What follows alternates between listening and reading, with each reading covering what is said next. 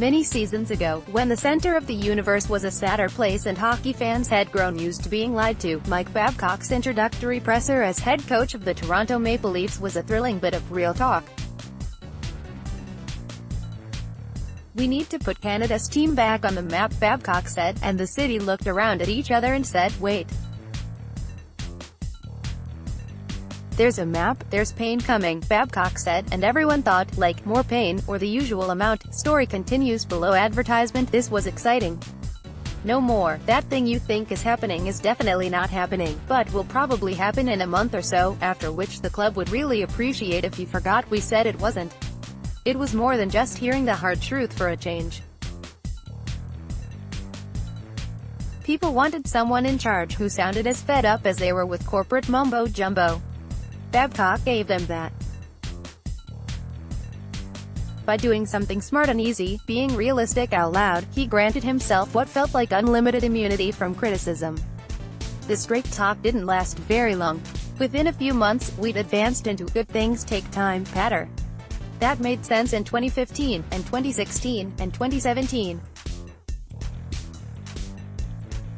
But in 2019, as the Leafs go mid-season cliff diving through the standings, it's getting tired. "We haven't won enough games here lately," Babcock said the other night, then listed all the reasons why losing National Hockey League games is sort of like winning them if you try hard enough. The suggestion always seems to be that the real failure is on the observer for being insufficiently attentive to the little things. Story continues below advertisement. This is year one. All the good players on this team just graduated from high school talk. It's not year 4. We signed John Tavares talk. The Leafs can't tell the difference anymore. "I'm not spending a whole lot of time worrying about the power play," Babcock also said. "If you went to a mechanic because your brakes weren't working and he told you that he wasn't worrying a whole lot about it, I doubt you'd be jumping on Yelp to tell your neighbors that this was some fantastically patient mechanicking. Joe, fixing a car is one thing. But leadership? You can't put a price tag on that. That's why I keep going back to Mike. How's she driving? Well, it stops pretty well every time I aim it at a phone pole. A lot of things have gone wrong recently." Despite signing, William Nylander has yet to end his holdout.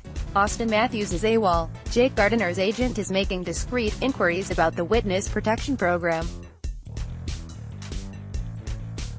If not yet disastrous, it suddenly feels like heading off in that direction is a possibility.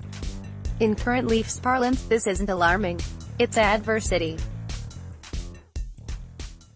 Adversity has been uttered so many times by men in blue over the past month, you'd think it was the new name of the team. Story continues below advertisement. Eventually, people grew bored of Babcock telling them that going from a playoff lock to one really bad week away from taking the summer off is how this should work. So, they sent General Manager Kyle Dubas out on Tuesday to see if the same message sounds more agreeable when delivered in the style of a closing monologue on Dr. Phil. "With our group being a younger group, it's just a great opportunity for them to show how they can lead the group out of it," Dubas said. "In life and in hockey, it all seems to balance out. Most of the times it's during the season.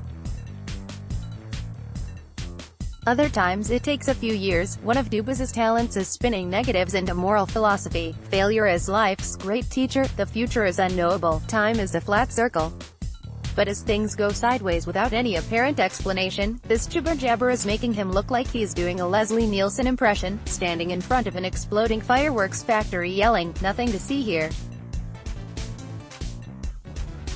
Please disperse. Nothing to see here." Evidently, the Leafs have spent the past 4 years walking in a huge spiral. They've returned to mumbo-jumbo land. Of course, it is not possible for Babcock to wish his team better or for Dubas to remake it on the fly. But calling a duck would be a good start. Story continues below advertisement. The paying customers aren't kidding themselves about the Leafs not being much good right now, or that Nylander is a short-term bust, or that Matthews needs less hand-holding and more head-slapping. So, one must ask whom exactly Babcock and Dubas think they're fooling. The bad option is the fans. A worse one is the roster. The nuclear option is themselves. The onus to start speaking sensibly here falls not on the players, but the coach. Babcock has been handsomely rewarded for 4 years to win lottery picks, lose games and sound folksy. Credit to him, it's worked so far. His presence shielded the youngest players from the feral instincts of Toronto news media and supporters. As long as he seemed confident that it would work out, his resume suggested it would. But people have stopped believing that quite so guilelessly. This is the problem with negotiating a contract for 6 million clams a year. People expect you to earn it. Eventually, they stop asking themselves, why isn't X playing better, and begin asking, why can't the best coach in hockey find a way to make X play better? Once again, the smart thing is also the easiest. Stop acting as if everything's fine. It's not. There is a way to criticize your players without cutting too deeply. They're professionals. They can take it. This was supposed to be one of Babcock's trademarks, truth-telling. Instead, we get the same flopping around on the hood that Leafs management of yore turned into our most popular local folk dance. It isn't working now. It's going to work even less in a month's time if things don't get better. And by April, if it goes completely wrong, it's going to be impossible to explain why you didn't notice that it wasn't working.